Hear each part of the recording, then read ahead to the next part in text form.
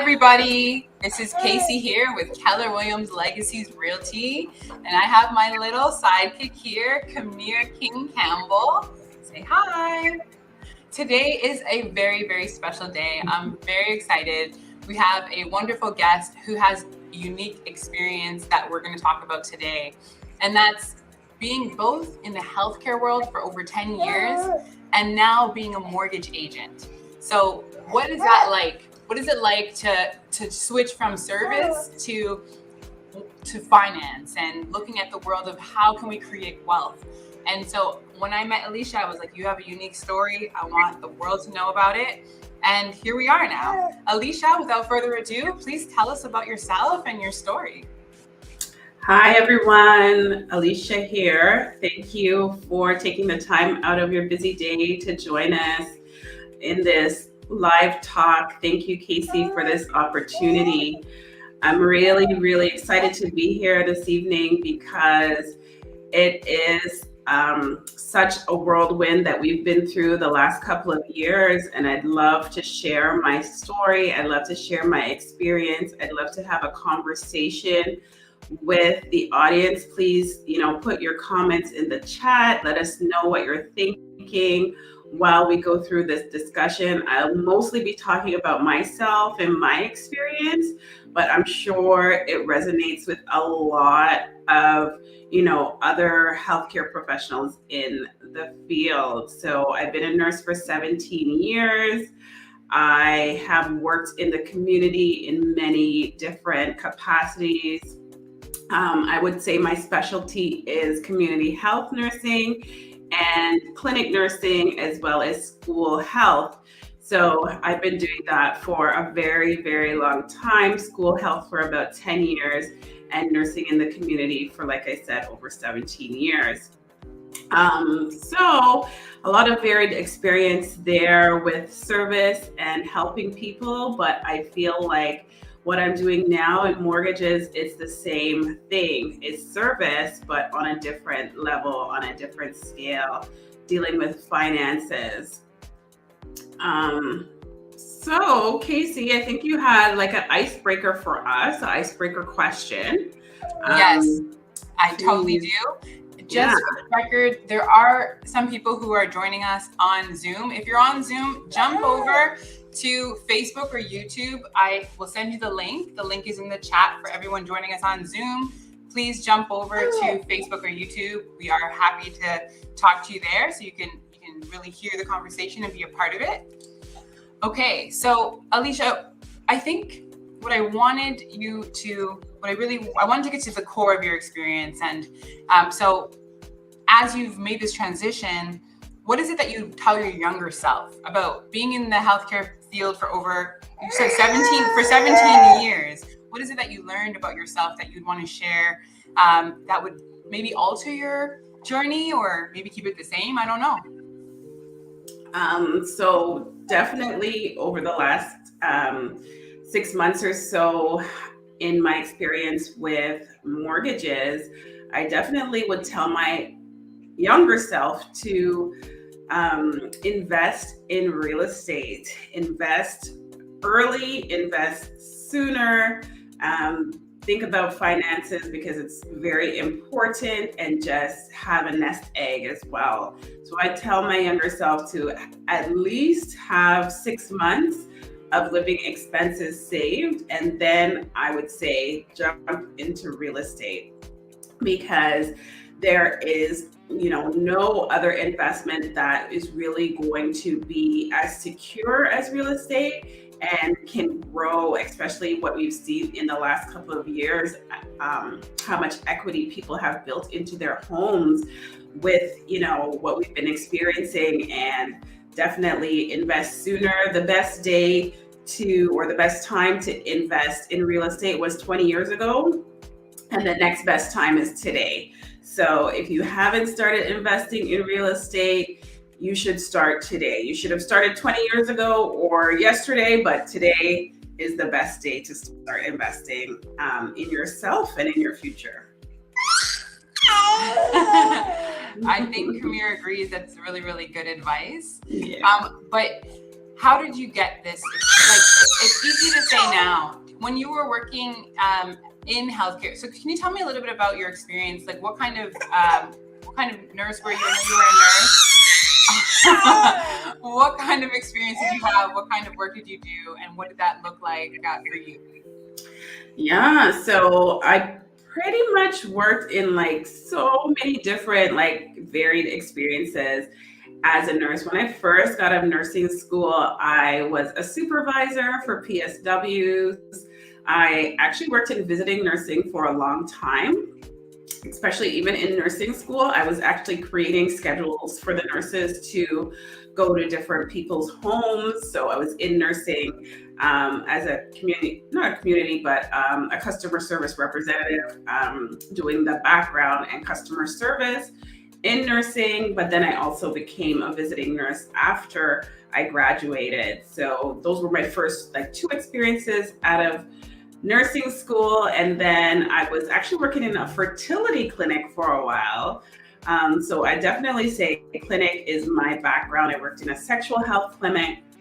I was also a sexual assault nurse examiner for a long time as well. So trauma recovery, dealing with people who have experienced domestic violence and abuse.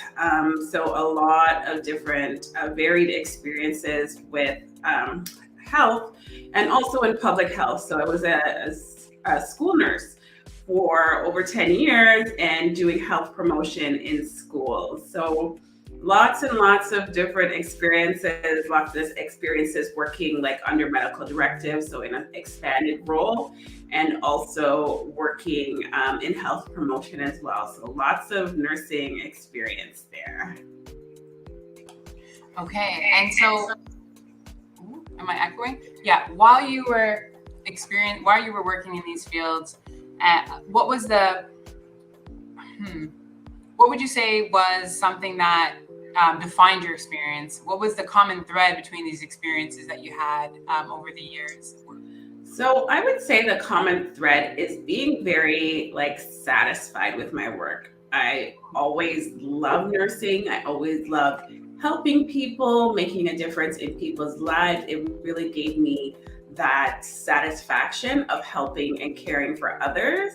But there was also another thread that I've definitely experienced, the experience of burnout. So just giving, like over giving, just working, and just not having enough left for myself. So just, working myself. I can definitely point out one particular experience in 2019. I was working two jobs, as many nurses do, and working full-time, working part-time. I was still doing the sexual assault nurse examiner role and going into the hospital at varied times in the middle of the night to assist people who have been assaulted, and just waking up at 2 a.m., working up at 3 a.m., working up at 4 a.m. It was just not healthy.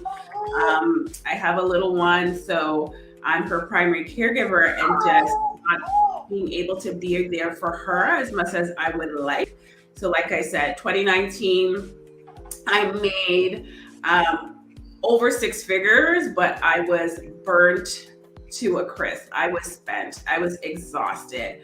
I was unhappy and unhealthy, really, right? So just not having that healthy balance of work-life balance and doing the self-care that I needed. I was there for my clients. I was there, for my job, showing up, but just not having enough left in my tank to give back to myself. So I definitely say nurses and any other allied health professionals really need to tap into that self-care aspect. And I think that having healthy finances is one aspect of that, where you have options, right? So I'm sure we'll get into that a little bit more later.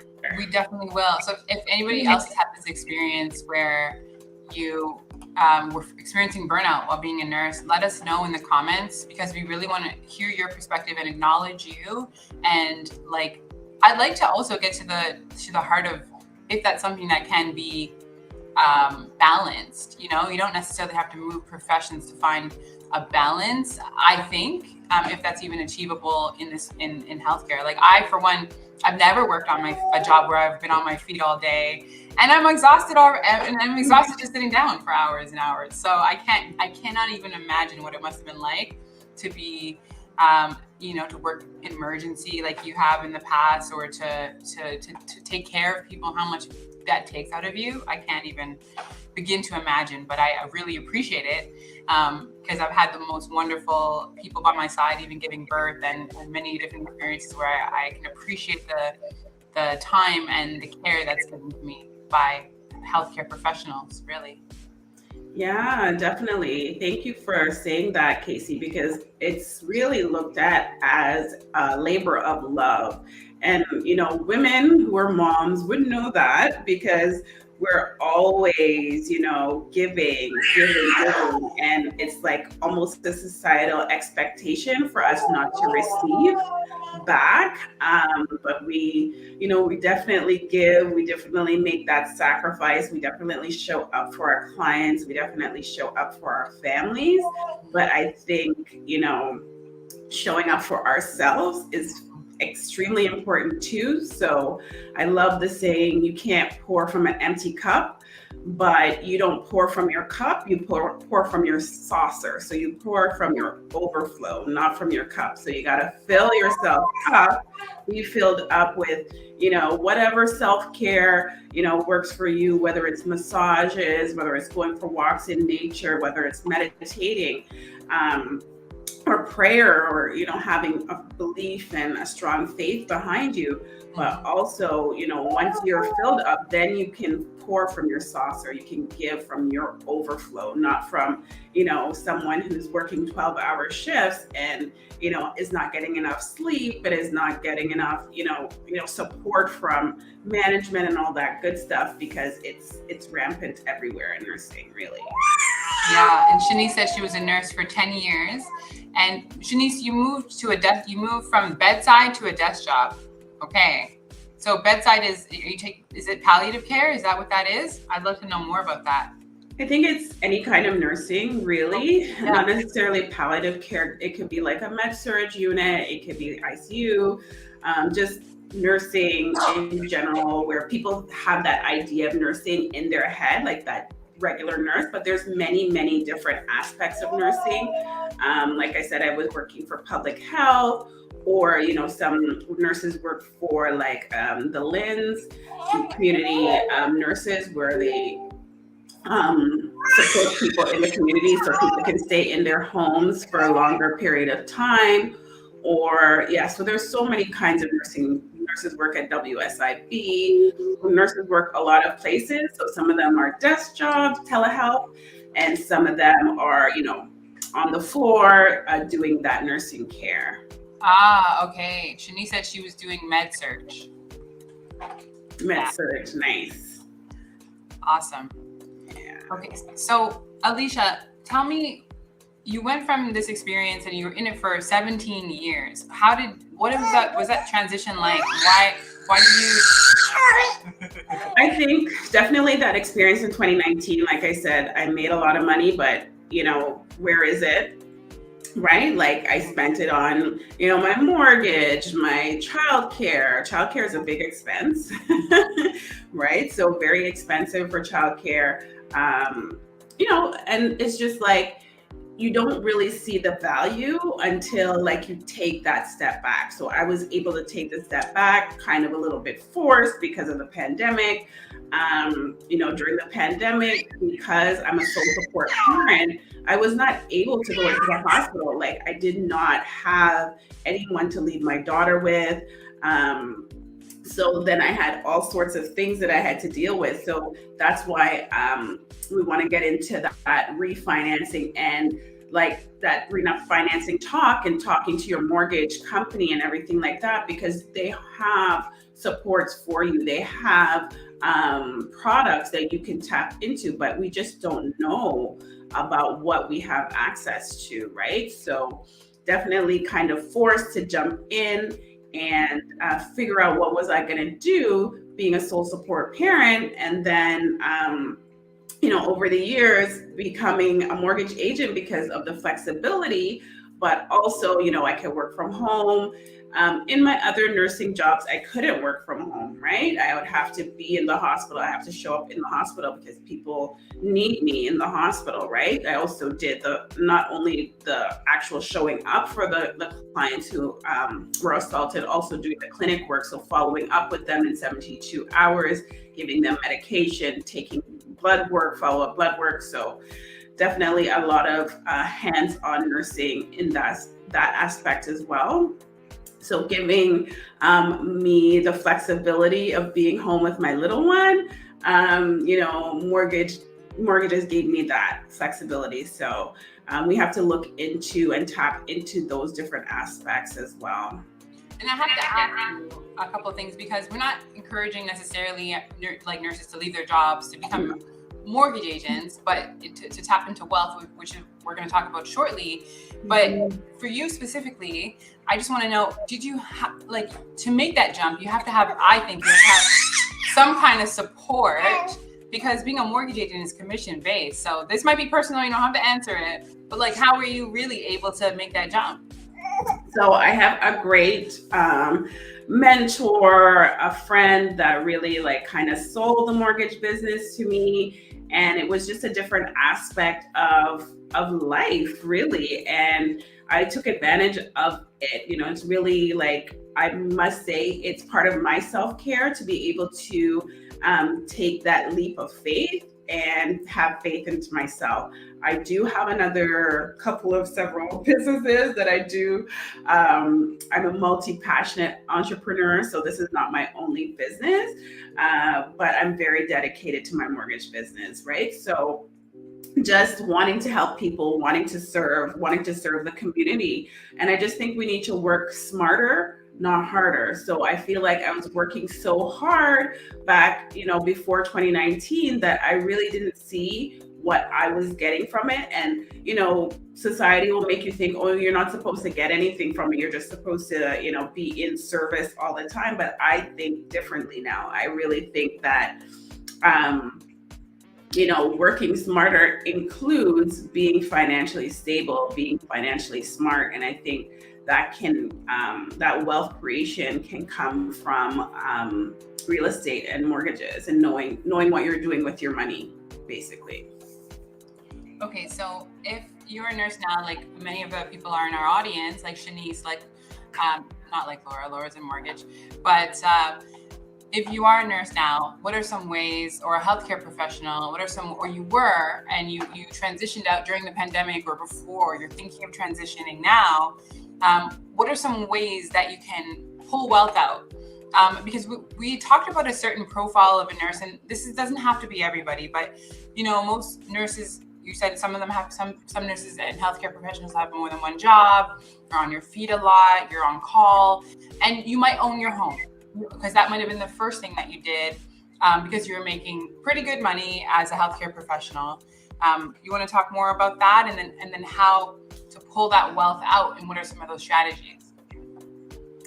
Yeah, so there's lots of different tools that are available to people who want to build that generational wealth, build income for themselves through refinancing their home or taking the equity out of their home.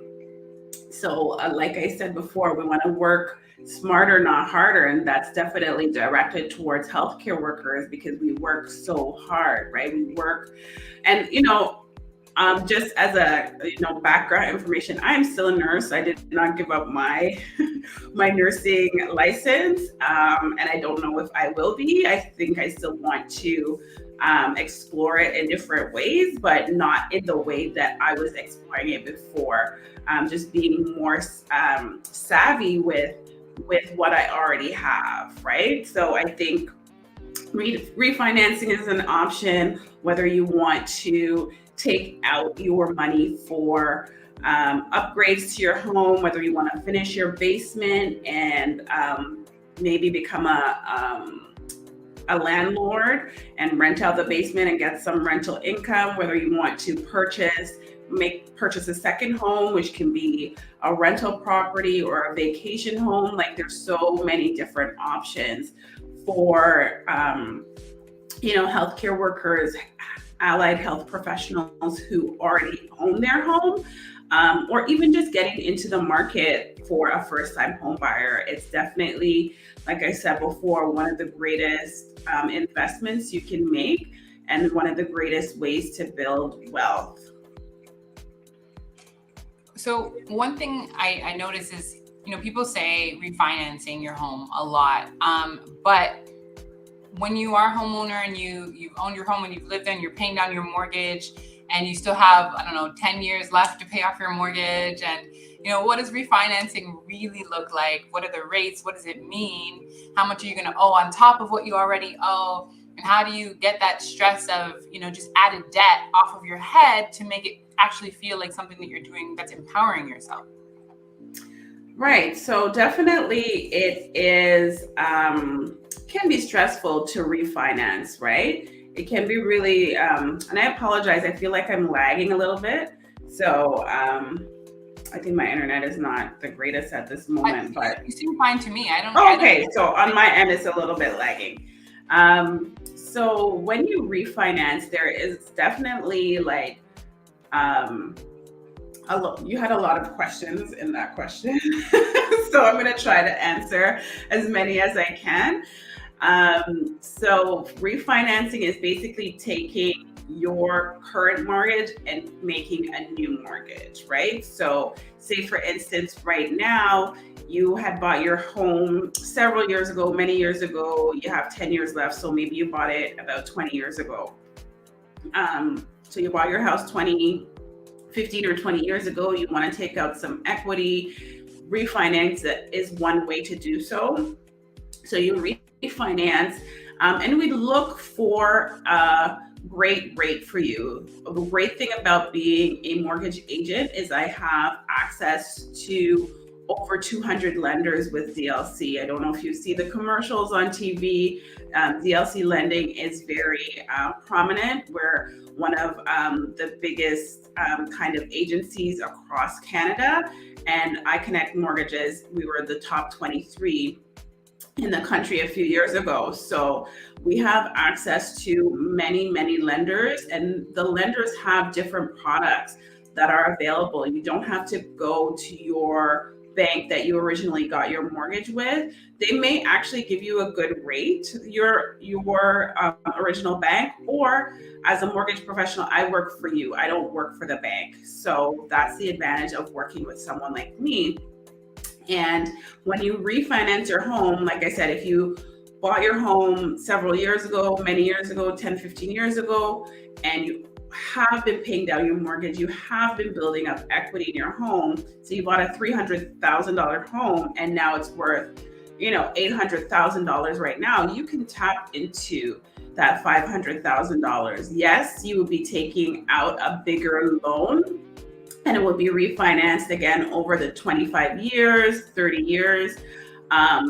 But with that $500,000, you have so many options. So like I mentioned before, you can purchase a new home with that $500,000. So you're still in your existing home, but you're buying a new home, whether you're buying it to sell it right away, whether you're buying it as a rental property, whether you're helping out your children or family members.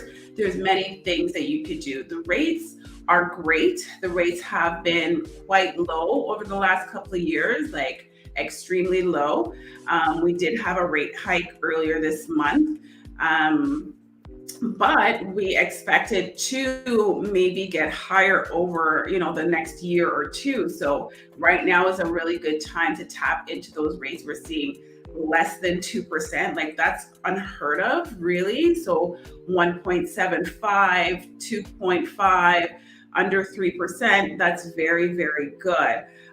Prior to this, we were seeing, upwards of 3 and 4, pushing 5%, right? So over that amortization time, 25, 30 years, that can add up to be a lot of interest. But refinancing now, or, using that extra equity in that home to relocate possibly as an option would be great for you. Like it depends on, your particular finances and your particular financial situation at the moment. But yeah, tapping into that equity by refinancing is great. You can also take out a home equity line of credit, which wouldn't be refinancing your home. Refinancing is different, but the line of credit would be also based on the value of your home, but it would be like a regular line of credit, but you're drawing from that equity. So that same $500,000, you could have it in an account and you can pay it back as you go over time. So you wouldn't necessarily owe the full 500 if you didn't plan to use it. You were just using it for maybe purchasing a new build, a pre-construction. And once that pre-construction is done, you can sell it and pay back yourself on your home equity. So there's lots of things that people can do. So I'm trying to understand the difference between that home equity line of credit and the refinancing. Do they have different obligations? For sure. Yeah. They do have different obligations. It all depends on which lender you choose, right? So the big banks, they're going to have, each bank is going to have their own particular criteria. Scotia has like a step. Manulife Financial has Manulife One. There's HSBC, like so many, right? There's even banks or lenders out there that don't actually perform as banks. They only do mortgages, right? So there's many people, many businesses out there vying for your business, right? They want you to come in and get that loan with them because you're paying it off over this 25, 30 years. So each of them are different. The HELOC would be connected to your home, and also the refinancing is connected to your home. The same thing, but you're tapping into it in a different way. One is like a line of credit, one is like a lump sum.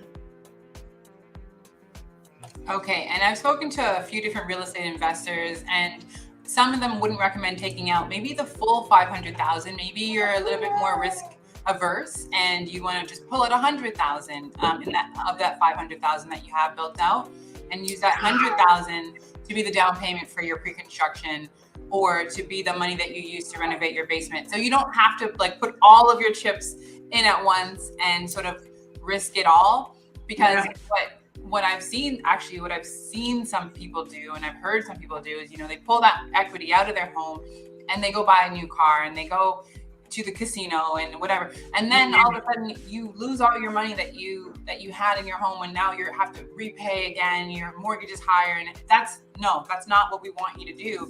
No, it's about using that money to create future wealth opportunities, to expand your wealth creation portfolio, right? Absolutely. So we're not advocating for nurses to leave their jobs or allied health professionals to leave their jobs.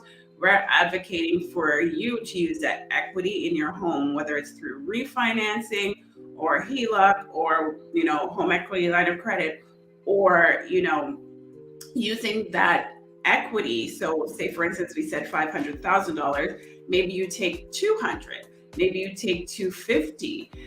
And, once that new construction is built, you can sell it on assignment. A lot of people don't know about assignment sales. So with the builder, you can write it into the contract that you'll be selling it on assignment.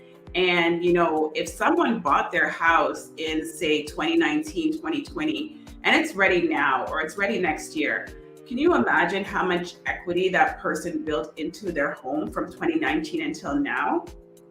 $200,000, $250,000 or more, because of the market. And they will be able to sell that home to someone who's looking for a new build, because lots of people like new construction. And, they take that 250, put it back on the HELOC, or, do the process all over again. Not take out the equity, buy a car, go on vacation, run up the credit card. No, if you do need to do some refinancing for restructuring of your debts, that's good too, because at the end of the day, if you're paying down those credit cards or those other line of credit loans, that will be good too. So it's what you do with the money, not, you know what I mean, the money per se, but what you do with it is what's important. Yes, absolutely. So, okay. All right, guys, do you have any questions about the process? I want it to, we can go as deep as you're willing to, and we can talk more about, you know, your experience during the pandemic as healthcare and allied professionals. And okay, or you could scream, baby, or you could do that. But I think this is a good example, like a good discussion about what options are, and for anybody. Yeah, so love to leave the floor open for any questions right now. Thank you, Casey, for asking the questions to our audience. I don't know, I can't personally see who's on YouTube or Facebook, but if there's any questions, I'd be happy to answer.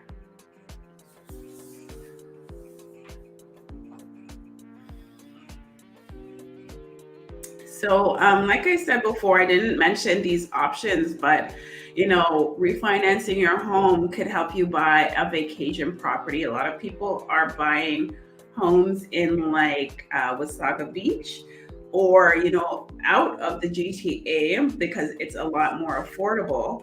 And then renting it out, or maybe doing an Airbnb. You don't have to do Airbnb. Sometimes people have like a negative connotation around that, but you can do rentals where people can come, have vacation, maybe rent it out for a week, 2 weeks, and then they, you know, you don't have to do Airbnb per se, but you can use the model.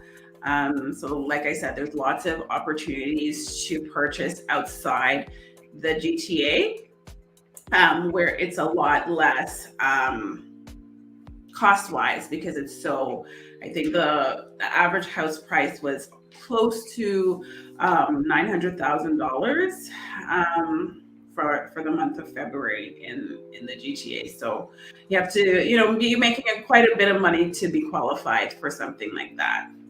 Right, and I think it's 4 times your income that lenders look at for mortgages now. So what is that? Between 900. We have a question here. Hi, Ray, from Ray, who is also a real estate investor and a mortgage professional. He says, great conversation, thank you. With RBC stating today that the market is overvalued by about 30%, is leveraging the principal residence still a great option to purchase in the GTA? Right, that's a really good question. I did read an article similar to that over the weekend when they said it's about 40%. You know, people need to be really aware of what their finances are doing for them. Like, I would say even maybe looking outside the GTA for investments. If you're looking for investment property, you know, going west, going east, going north, just because of, you know, the exorbitant prices that are happening in the GTA right now. So leveraging the principal residence is a good thing if you have a plan. So having a plan is really, really important. I think we alluded to that before, but just having that plan in place as to what you're going to do with the funds when you do refinance, if it's a pre-construction, if it's finishing your basement, if it's helping family purchase a home, so that, you know, everybody knows what's happening and everybody's on board as to what the plan is, because the GTA is a tough market. And I think also the idea that it's stated to be overvalued by 30% lends to the fact that, let's say if your house is 800 and you paid 300 for it 10 years ago and it's worth 800,000 now because of the pandemic and the surge in prices, right? If it is overvalued by 30%, there's the assumption that value will drop when there's a correction. And I think that's the conversation now. Is there going to be a market correction?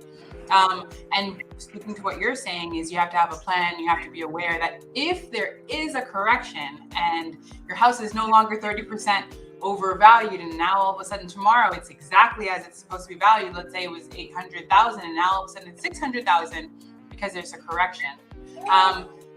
What I can say to that is we don't know if that correction will happen, even if interest rates go up, because there are always going to be within the GTA, within the green belt, a limited amount of space that people want to live in Ontario and in the Greater Toronto area and beyond that. And there's still lots of people moving into the city, lots of people immigrating to Canada. And so there's still going to be a huge demand, even after the prices or the interest rates go up and the market may or may not correct because of that demand. We still have a shortage of housing and like a lot of people who are coming into the city and into the country and into the province. So what I will say is, if you are pulling money out of your home that is overvalued, you, like you said, definitely want to have a plan and make sure that whatever you're investing into next can appreciate or that can gain value at a faster rate than you might be losing value. So you have to work that into your numbers. Maybe work in a couple other, let's say your mortgage, you said 2%, let's say it's 4% that you're paying on your mortgage now. And if you refinance, you have to not only accommodate for that 4% that you could be naturally paying, or let's say you have to be able to make more than 4% when you invest your money. You have to be able to make 6 or 8% or 10% to say that it's worth pulling your money out and putting into something new. So it's a conversation that you have to have with professionals. It's a conversation that you have to, I would run it by your financial advisor, obviously your mortgage broker, obviously your realtor, and you're gonna have to have some checks and balances, because you're not just gonna pull your money out and buy anything or do anything because you don't know for sure that your money is gonna make money. Does that make sense? Let me know if it doesn't make sense. Right, Alisha? Yeah, I think it makes sense, because at the end of the day, we don't know what's going to happen with the market. The market is the market, but we want to make sure that our own personal market is in order. Our own personal finances is in order. So if we do take out that equity, what are we doing with it? Are we putting ourselves in a better position financially? If it's overpriced, if it's overvalued, and the home is worth 300,000 and it had appreciated to 800,000, and you take out 500,000, to buy another home, you still have another home, right? You still have a second home. So you would definitely be paying for that 800,000, but are you getting rental income to offset it? So the lenders are looking at the rental income. They're looking at a lot of different factors, and we're also doing the stress test as well. So you have to qualify at the 5.25%. So you definitely have to be a very qualified applicant to be able to take out equity as well. Yeah, that was a great question. There's a lot of things to consider, to be honest. When you're looking at real estate as an investment. Laura said, well said, Casey and Alisha, so many options to be able to refinance and or invest with equity. How can someone find out how much they qualify for? That sounds like a mortgage question. Yeah, you can go and download my mortgage app. So there's mortgage apps. There's definitely, my mortgage app that you can download. We can give you access to that. But definitely get a pre-qualification, right? So everybody's situation is different. So I kind of look at it like this, using my nursing background. It's a care plan. Mortgage agents are developing a care plan for each and every client that they serve. Well, at least I am. I'm developing a care plan. And so my care plan will include all of the variables, right? So you're submitting, a lot of information, right? So we need the job letter, we need the credit check, we may need your T4. We can help people who are in business for themselves. So it's all, depending on your particular finances at this particular time. And we have, like I said before, access to so many lenders that, you may think that, oh, I might have some bruised credit.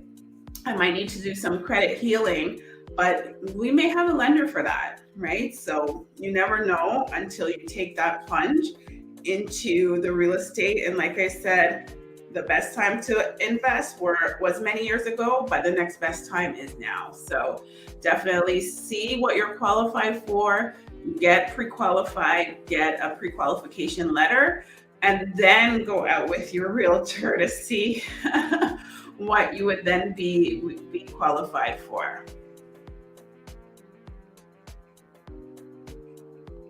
Beautiful, beautiful, beautiful. And I had some discussions with Ray, I believe.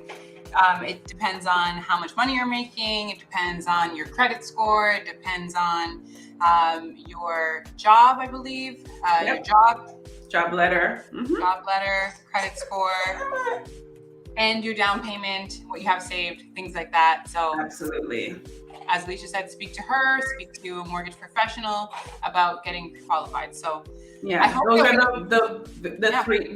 the most important three, right? What you just mentioned, Casey.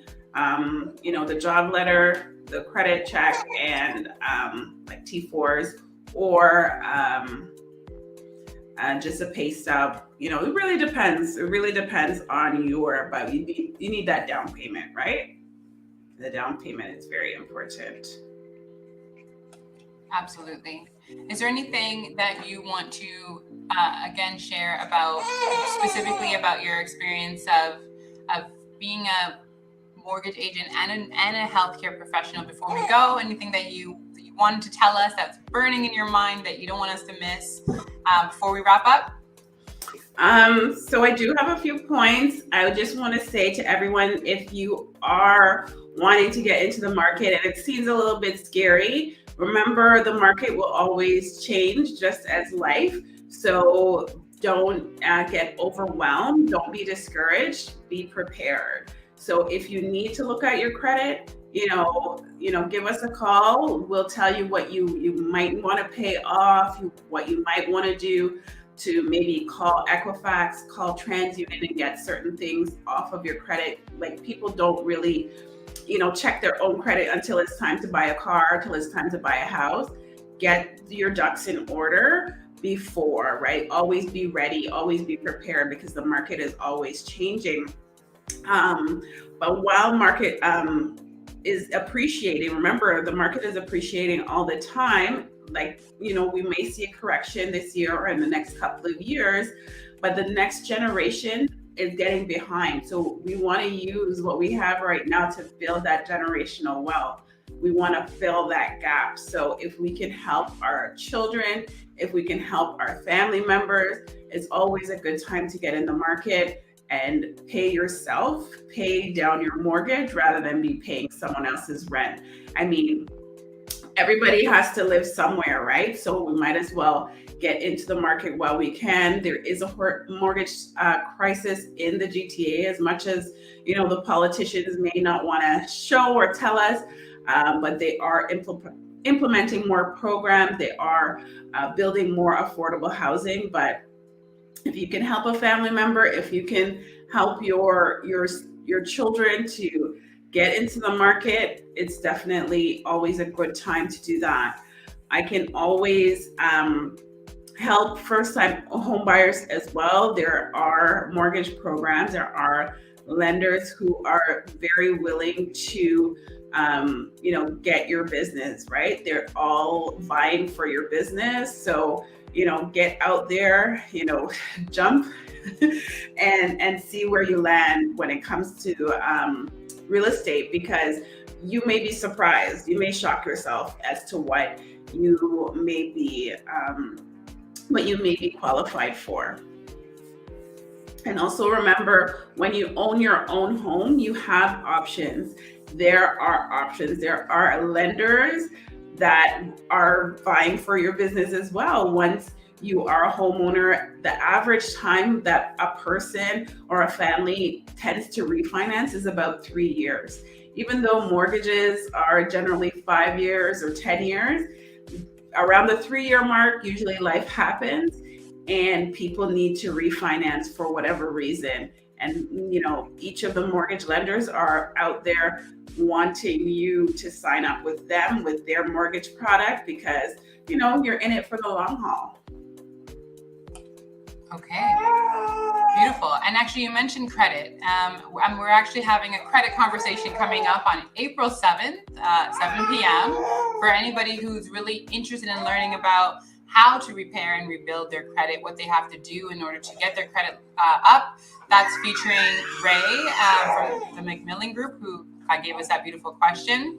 But yeah, so there are these pieces, and my baby needs me. So Alisha, I'm going to let you close it out. But I'm so grateful for this conversation. I'm so grateful to have spoken to you and learned from you, and for you to have shared your experience with us. It's been a wonderful conversation. I'm going to let you close the floor, and I need to feed my baby. Okay. Well, thank you everyone for joining us. I really appreciate everyone taking the time out of their busy schedule. Everyone is busy, life happens. And, connect with me, connect with Casey. I believe you have all our contact details available. So I do have a mortgage app. I do have a website. It's mortgagesbyalisha.ca. You can get all the information there. My email is Alisha at iconnectmortgages.ca. That's ICONNECT mortgages.ca. And if you have any questions or concerns, let us know. We provided all of our information. Casey has her information up there. Please connect with either one of us for any of your needs. We're working together. As you can see here, it's a team effort. So, Casey would be happy to help you. I would be happy to help you. And yeah, good luck on your journey. Good luck on your wealth building journey. And would love to hear from you. Take care, everyone. Bye. Have a good evening.